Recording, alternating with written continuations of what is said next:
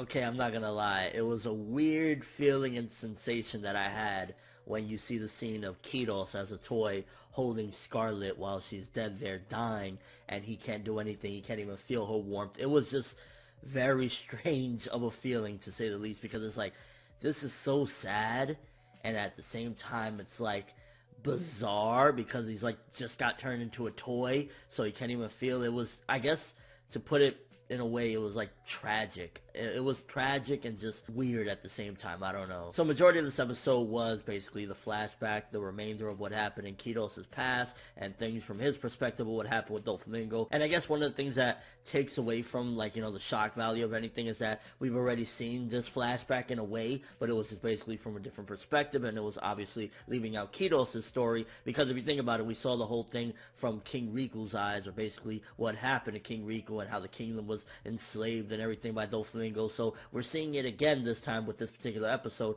but through Kyros' perspective and what he's seen when all that went down. But episodes like this yet again just showcase that Kyros, for being introduced in this arc, he's a fucking boss. And not only that, he's also voiced by the same voice actor, but just seeing him in the rain with her, it was done nicely. And to be honest with you, the art in this episode yet again looked really good. Animation, it was like, a lot of characters, every time they're falling, it just looks like, it's like weird, but the art looked beautiful, so yeah. And then we cut back to present day, and Rebecca's still crying. What a shocker. Like, Diamante's talking shit nonstop. Yeah, I killed your mother. It was me, Dio. And she's just crying there, like, being realistic about it. Okay, I understand people are trying to give the excuse. She's a 16-year-old girl. For starters, she's been a gladiator for many years. She's been in this environment for many years, so she's seen some fucked up shit and been through some fucked up shit. I wouldn't be surprised if some of these people even fucking raped her or something.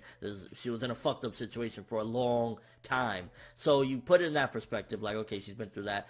But just being realistic about it, if I was a 10-year-old boy, and I know, there's a difference between boys and girls, but even when I was 10, I would not be crying on the floor if somebody's like, yeah, it was me that killed your mom. Like, I would get up and fucking be swinging my life away. And even if I get fucked up and defeated, at the very least I tried and I went for mine. Like, the fact that she's just there crying, and they make her look like a super porn model there with her giant jugs, it's like, come on. Got a little bit more of that Sabo versus Burgess, Sabo versus Burgess. I was hype off that. They're destroying the ring. It's like, I really wish we could just get full disclosure of that. Fuck everything else. Can we just see more of Sabo going in and Burgess just fucking beasting? It's like, I wanted more. It was so fucking hype though. And then Frankie got dusted off. It's like, this is the reason why, and don't get me wrong, Frankie was outnumbered like a motherfucker. If he would have won, it would have been some BS as well, but like, this is the reason why, in a way, people are looking at Frankie as well, like, oh man, I miss the old Frankie, because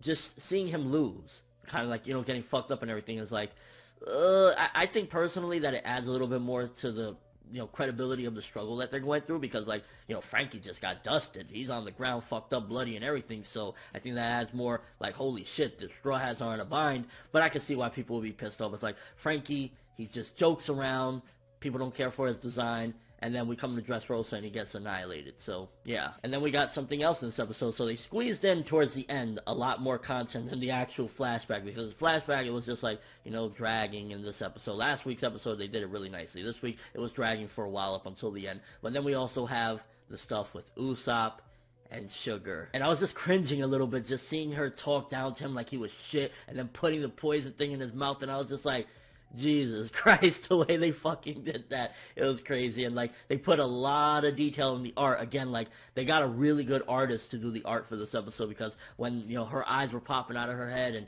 his eyes were wiggling around and everything, it looked really detailed and nice. So I gotta once again give props to the art. And it seems as though everybody's gonna be turned back to normal, so we got some progression on the main timeline as well, not including the stuff that we got with the flashback. So with all things being considered, I would say that this was a good episode. Definitely a good episode. Very slow in the beginning. It's started to pick up towards the end of the flashback, and then we got little knickknacks here and there of what's going on in the present. But the best thing is that even though we got the flashback, and that technically doesn't move, you know, the main timeline along, at the very least we got some progression with what happened with Usopp knocking out Sugar. Now, I remember people being like controversial. A lot of people liked it. A lot of people didn't like this in the manga with Usopp. I mean, at the end of the day, he kind of accomplished the goal regardless of how it was done. So I think some credit due. Not to mention that he braved up a couple episodes ago as well. So yeah, I don't really care. Like, Usopp sometimes does annoy us, but Usopp for the win. I don't give a fuck. So I'm gonna give this one 7.5 out of 10. Good episode.